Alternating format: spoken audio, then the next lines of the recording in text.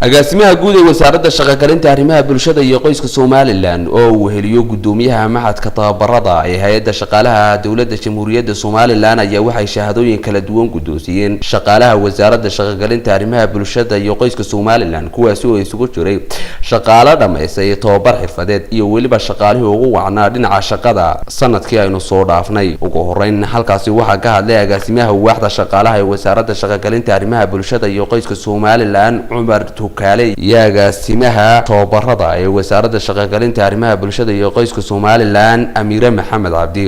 waxa weeyaan waa liiskii abaalmarinta shaqaalaha wasaaradda shaqo-gelinta arrimaha bulshada iyo qoyska 2018 performance-koogii shaqaalihii ugu wanaagsanaa shaqada ay soo qabteen inaan niraano wad mahadsantiin oo halkan shahaadooyin ka gudoonsiino runtii waa wax aad iyo aad u muhiimsan.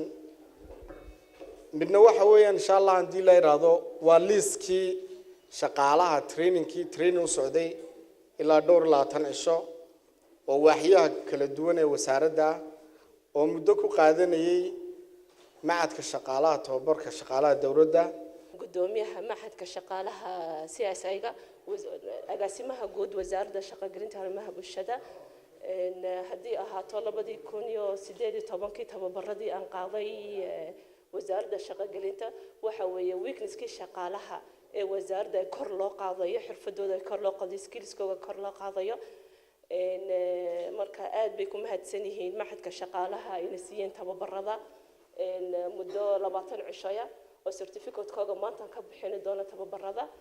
sidoo kale iyaduna halkaas waxa ka hadashay agaasimaha waaxda qorsheynta Marwa Filsan Xuseen Khaliif waxaanay tilmaamtay ahmiyadda ay leedahay dhiirigelinta shaqaalaha dawladdu. waxaan aad iyo aad ugu hambalyeeynaa qolooyinka ku guuleystay inay noqdaan qolooyinkii ugu shaqada wanaagsanaa shaqaalaha wasaaradda shaqaalooyinaha wasaaradda aad iyo aad baan u hambalyeeynaa. waxaan leeyahay dadaalkiina halka ka sii wada kuwa aan ku guuleysano waxaan leeyahay ma aha micnaheedu inaydaan idinku shaqeyneen laakiin waa dhiirigelin. iyaguna waxa halkaasi ka hadlay qaar kamid ah shaqaalihii la gudoonsiinayay shahaadooyinkani waxaana u mahad celiyeen wasaaradda shaqo-gelinta arrimaha bulshada iyo qoyska Somaliland sida wanaagsan ay ugu dhiirigelinayso shaqadooda. Guuleed Axmed Hagooga gudoomiyaha maxadka tababarada ee hay'adda shaqaalaha Somaliland oo isaguna halkaasi ka hadlay ayaa waxa uu ka hadlay tababarada ay siiyaan shaqaalaha dawladda Jamhuuriyadda Somaliland iyo ahmiyadda ay leedahay shaqada. madaxda wasaaradda wasiir Hinda iyo agaasima Maxamed Cilmi oo wax qabadkii ay sanadka qabteen maanta halkan ka muuqdo. waxaan kaloo aad ugu faraxsanahay inaan maanta goobjoog u ahaado dhiirigelin loo sameeyo shaqaale kamid ah shaqaalaha dawladda. micnaheedu waxa weeyaan dardargelinta shaqada ayay qayb ka tahay dhiirigelintu. shaqaaluhu hadduu waayo wuxuu hiigsado ama loo abaalgudi waayo markuu shaqeeyo moralkooda hoos u dhaca. geesta kale halkaasi waxa ka hadlay agaasimaha guud ee wasaaradda shaqo-gelinta arrimaha bulshada iyo qoyska Somaliland Maxamed Ilmi Aadan Ilkaase.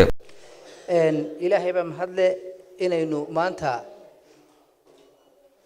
maalin kamida maalmaha taariikhiga wasaaradda shaqada iyo arrimaha bulshada aynu isugu nimaadno.